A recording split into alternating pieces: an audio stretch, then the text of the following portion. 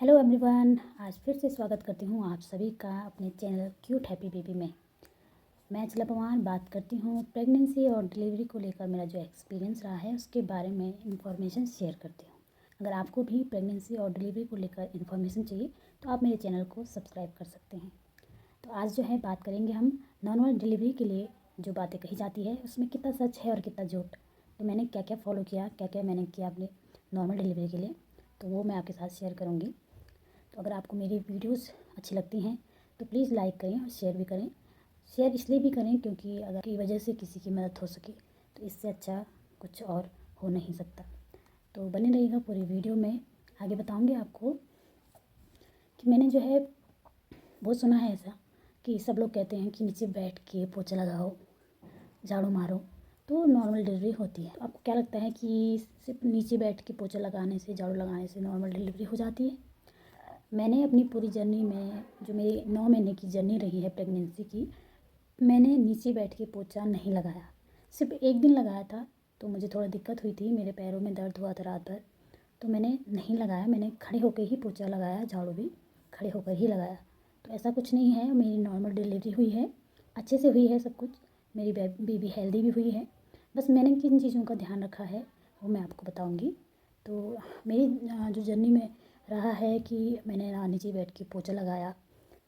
ऐसा भी नहीं है कि मैंने वॉक ज़्यादा की हो या कम की हो। मैंने वॉक की बट कुछ महीने की और ज़्यादा नहीं कर पाई मैं। पर मैंने वॉक की थी शाम को आधा घंटे। और फिर मैं सीढ़ियाँ भी मेरे घर पे हैं क्योंकि मेरा जो है नीचे है कमरा, तो मुझे सीढ़ियाँ ऊपर नीचे करनी पड़ती थी। तो मैंने सीढ़ियाँ भी चढ़ी हैं। मैं ऐसा नहीं कह रही हूँ आपको कि आपको सीढ़ियाँ चढ़नी है, बट अगर आपके घर पे सीढ़ियाँ हैं तो आप क्या करेंगे? अगर आपका रूम ऊपर नीचे है, आपको कहीं जाना है तो सीढ़ियाँ हैं, तो इसमें क्या करें आप, है ना? तो आपको सिर्फ इतना ध्यान रखना है कि जब भी आप सीढ़ी चढ़ें और उतरें तो आपको आराम से पेशेंस रख के सीढ़ियाँ चढ़नी है और उतरनी है। मतलब आपको ये ध्यान देना है कि पैर ना फिसले। सीढ़ियाँ आमतौर पर सीढ़ियाँ चढ़ने और उतरने के लिए इसलिए मना किया जाता है क्योंकि हमारा पेट जो है बढ़ जाता है, जिसकी वजह से सीढ़ियाँ दिखती नहीं है, नज़र नहीं आती है कि पैर कहाँ रखना है। इसलिए सीढ़ियाँ चढ़ने उतरने के लिए मना किया गया था। बाकी ऐसा कुछ वो नहीं है कि सीढ़ियाँ चढ़ने से कुछ होता है।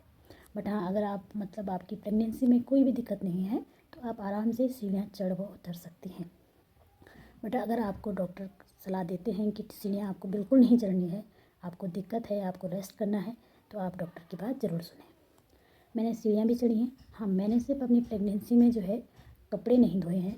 मैंने बहुत कम कपड़े धोए। मुझे मतलब बैठने में काफ़ी दिक्कत होती थी कपड़े धोने में, तो मैंने कपड़े बहुत कम धोए, मशीन में ही धोए मैंने कपड़े। तो इस बात का मैंने कपड़े नहीं धोए हैं। बाकी मैंने जो है सारे काम किए हैं। खाना मैंने पकाया है तीनों टाइम, झाड़ू पोछा भी मैंने किया है, सीढ़ियाँ भी मैं चढ़ी और उतरी हूँ। मेरी प्रेगनेंसी में कोई दिक्कत नहीं थी। हाँ, थोड़ा पहले जो कुछ महीनों में मुझे कहा गया था कि बेबी नीचे है, प्लेसेंटा नीचे है। तो जो हमारा प्लेसेंटा होता है वो धीरे धीरे जो है, जैसे जैसे बच्चा बढ़ता है प्लेसेंटा खिसकता जाता है। तो उसके लिए थोड़ा सा कहते हैं कि आपको ज़्यादा खड़े नहीं रहना है, आपको ज़्यादा सीढ़ियाँ उतरनी नहीं है। तो इस बात का आपको ध्यान देना है और सेफ्टी के साथ आपको सीढ़ियाँ चढ़नी उतरनी है। बट अगर आपको आपके घर पे है ही नहीं, या फिर आपको ज़बरदस्ती फिर भी नहीं करना है कि आपको सीढ़ियाँ चढ़नी उतरनी है, बट जिनकी प्रॉब्लम है, जिनका कमरा ऊपर नीचे है, उन्हें अपने कमरे में तो जाना ही है, तो उसके लिए सीढ़ियाँ तो चढ़नी पड़ेंगी, उतरनी पड़ेंगी। तो उनके लिए मैं ये बता रही हूँ।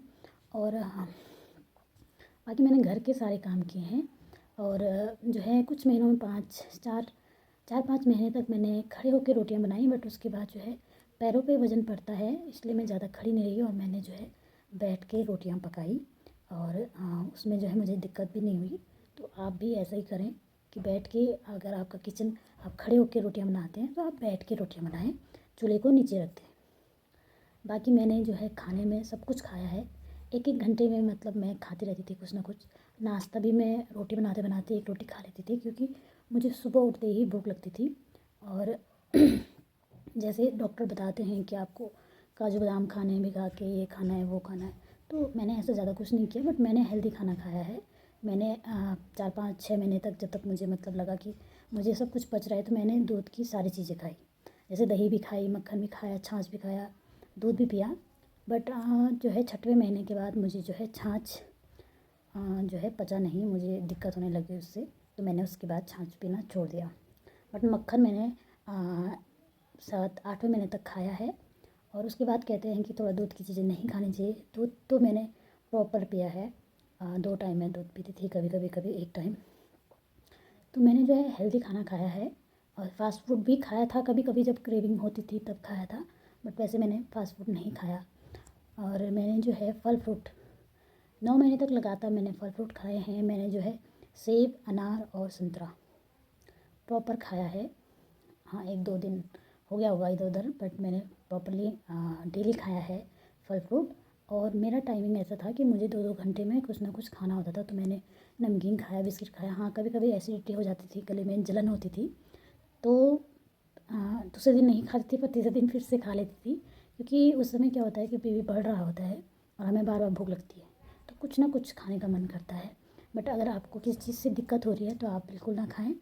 मैं आपको बिल्कुल भी ऐसा नहीं कह रही हूँ कि जो मैंने किया आप भी वैसे ही करें, बट मेरा कहने का अर्थ ये है, मैं आपको ये बातें इसलिए बता रही हूँ क्योंकि ऐसा कुछ नहीं है कि अगर आपको नीचे बैठ के पोछा लगाने में दिक्कत हो रही है तो आप बैठ के पोछा ना लगाएं, आप खड़े होकर पोछा लगाएं आराम से।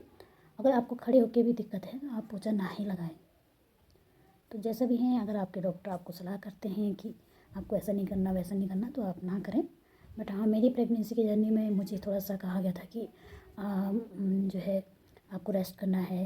हाँ, रेस्ट तो नहीं किया क्योंकि मुझे लग नहीं रहा था खुद से कि मुझे कोई दिक्कत है, इसलिए मैंने ऐसे रेस्ट उसको ज़्यादा कुछ किया नहीं। हाँ, दिन में आराम करती थी 1 घंटे। तो आपको इसी चीज़ का ध्यान देना, अगर आपको थोड़ी सी भी दिक्कत लगती है तो आप डॉक्टर के पास जाएँ और आपको डॉक्टर जो भी कहता है आप उसको फॉलो करें। और हाँ, एक बार और बताना चाहूँगी आपको, और सबसे ज़रूरी बात ये है कि आपको जो है पॉजिटिव माइंडसेट रखना है। आपको ये पहले से ही शुरुआती अपनी प्रेगनेंसी से अपने दिमाग में डालना है कि आपको नॉर्मल डिलीवरी ही करनी है। ये बहुत ज़रूरी है, क्योंकि मैंने भी यही किया। मैंने पॉजिटिव सोचा हमेशा, कभी भी मेरे मन में ये नहीं आया कि मैं ऑपरेशन होगा मेरा या फिर कुछ भी होगा, या मुझे कुछ दिक्कत हो रही है, या फिर मुझे कुछ ऐसा हो रहा है, या मेरे साथ कुछ ऐसा हो जाएगा। तो आपको ऐसे गलत ख्याल बिल्कुल आपके अपने मन में नहीं लाना है। आपको ध्यान देना है और खुश रहना है और ये सोच के चलना है कि आप नॉर्मल डिलीवरी ही करेंगी। तो मैं श्योर हूँ कि आपकी नॉर्मल डिलीवरी ही होगी। और अगर आपको थोड़ा भी दिक्कत लगती है अपनी प्रेगनेंसी में, तो मैं कह नहीं सकती इस बारे में, पर फिर भी आप पॉजिटिव सोचें हमेशा, आपको ज़रूर रिजल्ट मिलेगा, ये मैं गारंटी के साथ कहती हूँ। बाकी हाँ, आज के लिए इतना ही, मिलती हूँ नेक्स्ट वीडियो में, तब तक के लिए बाय बाय।